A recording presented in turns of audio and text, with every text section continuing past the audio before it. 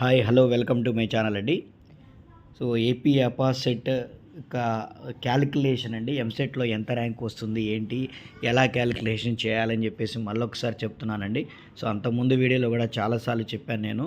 Okay, మనకి EAMCET rank ఎలా తీసుకుంటాడు, ఐపీ వెయిటేజ్ ఎలా కలుపుతాడు, ఐపీ యొక్క మార్క్స్ని ఎలా యాడ్ చేస్తారని చెప్పేసి మీకు వీడియో చాలా చేశాను. మళ్ళొకసారి మీకు క్లారిటీ ఇక్కడ ఇస్తున్నాను చూడండి.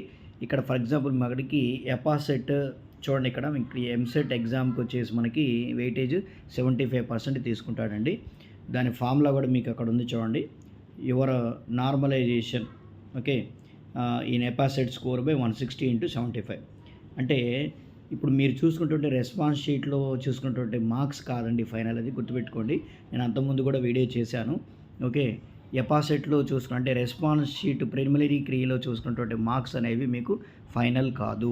నార్మలైజేషన్ చేసిన తర్వాత ఆ మార్క్స్ అనేవి ఖచ్చితంగా చేంజ్ అవుతాయి. సో ఆ చేంజ్ అయినటువంటి మార్క్సే మీకు ఎంసెట్లో వచ్చినటువంటి మార్క్స్ అంటే సో కాబట్టి అవి ఫైనల్ మార్క్స్ కాదండి. కాబట్టి మనకి రెస్పాన్స్ షీట్లో చూసుకున్నటువంటి మార్క్స్ అనేవి చేంజ్ అవుతాయి. కాబట్టి సో దాన్ని చేసే మనకి 75%కి ఇస్తాడు. అలాగే ఇంటర్మీడియట్ ఐపీ వెయిటేజ్ 25% ఉంది కాబట్టి సో ఐపీ వెయిటేజ్కి 25% అండి. 25% కూడా ఎలా చేస్తారంటే మీకు వచ్చినటువంటి గ్రూప్స్ మార్క్స్ బై 600కి × 25. ఓకే, అంటే మీకు ఇక్కడ చూడండి మనకి టోటల్ స్కోర్ వచ్చేసి మనకి 100%కి తీసుకుంటాడండి ర్యాంక్. 100%కి మనకి ఎపాసెట్లో స్కోర్ ప్లస్ ఇంటర్మీడియట్ యొక్క స్కోర్ పర్సెంటేజ్ తీసుకొని టోటల్గా 100 మార్క్స్కి అయితే మనకి ర్యాంక్ ఇవ్వటం జరుగుతుంది. అంటే ఎంసెట్లో వచ్చినటువంటి 75 మార్క్స్కి 25% ఐపీలో మార్క్స్ టోటల్గా 100%కి 100 మార్క్స్కి మనకి ర్యాంక్ ఇస్తారు. ఫర్ ఎగ్జాంపుల్ ఇక్కడ మీకు క్లియర్గా ఉంది చూడండి. If you score 120 out of 160, so 160కి 120 వచ్చాయి మీకు ఎంసెట్లో. అలాగే ఐపీలో స్కోర్ వచ్చేసి 550 అండి అవుట్ ఆఫ్ 600కి. అప్పుడు మీకు ఎన్ని మార్క్స్ వస్తాయంటే ఇక్కడ చూసుకోండి. ఎపాసెట్ స్కోర్ ఎలా క్యాలిక్యులేట్ చేయాలి, మీకు ఇచ్చినటువంటి 120 మార్క్స్ బై 160 × 75 చేయండి. మీకు కొంత పర్సెంట్ ఒక వాల్యూ వస్తుంది 56.25.